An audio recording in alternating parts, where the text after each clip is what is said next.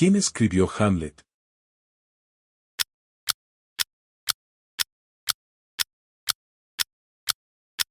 El autor fue William Shakespeare. ¿Cuál es el animal terrestre más grande del mundo?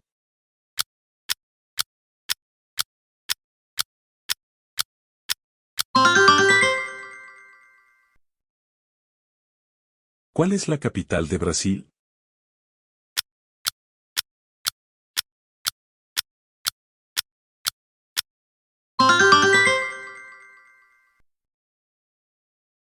¿Quién escribió Don Quijote de la Mancha?